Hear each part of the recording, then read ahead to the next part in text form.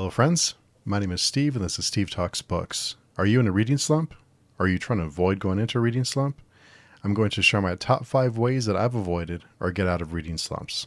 At some point, we all get to a place where we just don't feel like reading. We just feel like we're in a reading slump. So these are the top 5 ways that I've gotten out of a reading slump or avoided going into one. One of my favorite ways to avoid a reading slump or to get out of one is to read short story collections. Now, short story collections work for me because they're short stories and they're easy to read. And when you finish a short story, it may only take 10 to 20 pages, but you get a sense of accomplishment when you're done with the short story, and you feel like it's a full story in a bite-size format. So you get that sense of, okay, I'm making progress, because you're going through the stories in the book, and you feel like you're actually working towards a goal, and you don't feel like you have to read a few hundred pages to get through a story. It's only a few pages. So that's a way to kind of build momentum and get that sense of, okay, I'm making progress again kind of feeling. The second suggestion I have is to read novellas. Now, novellas are longer, of course, than short stories, but they are still pretty low page count. So about 100 pages or so. And that's another way to get a more of a fleshed out story than you would in a short story collection, and still be able to finish it in a day or so, or even break it up and read it half and half, or 20, 30 pages at a time. It's nice and easy. And when you sometimes a visual of looking at a book and you see the big thick book versus a thin one, that's almost like a mental thing too, because when we see this big chunky book we want to read, it can be intimidating. So looking at a book that's thinner and it's easier to digest and easier to get through, sometimes that's a way to build confidence and to feel like you're again making progress. The third way is to not read. Take a break. Do something else. Watch movies or go play games or watch your favorite TV show. Do something else. It's okay to not read. You don't have to read all the time.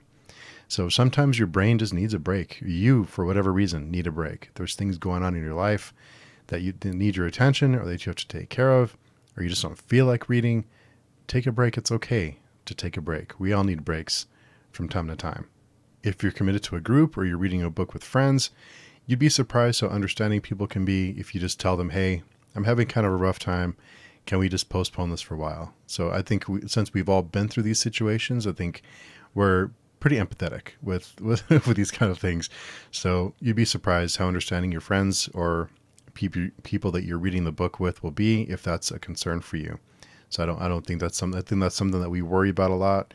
But I think most people are very, very understanding, and sometimes they may need time to finish a book, and they'll be relieved knowing that they have extra time to finish as well. My fourth tip is to reread a book you really love. Go back and revisit one of the books that just really took you to a different place or made you feel a certain way. And it's rereading a book gives us that feeling like we feel less anxiety, less like it's a struggle to get through because we know what's going to happen.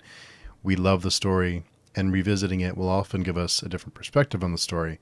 You may even enjoy the book even more the second time or third time or fourth time you've read it, and having that comfort level with the book, knowing what to expect. Sometimes that's nice to just get into a story that you know what's going to happen, and you feel like you can start again making progress. Because I think a lot about reading slumps is getting a momentum going, feeling like you're making progress, feeling like you're moving forward, and to rebuild that confidence, because sometimes there's that mental block that's hard to get through. So I hope these tips will help.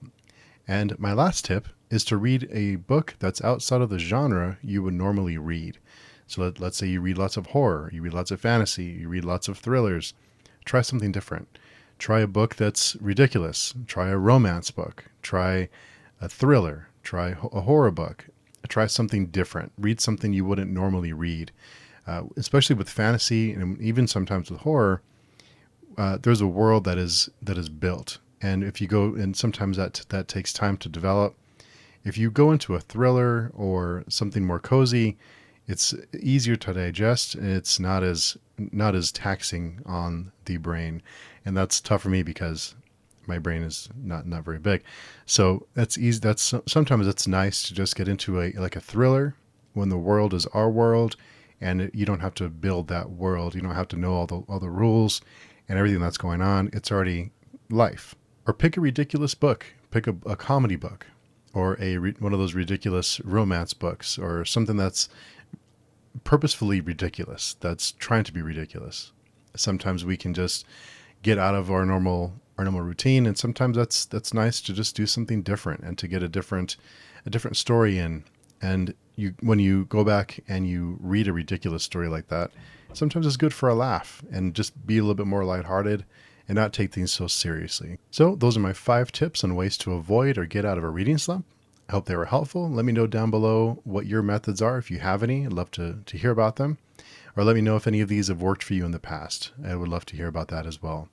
So again, I hope this was helpful. And until next time, talk to you soon.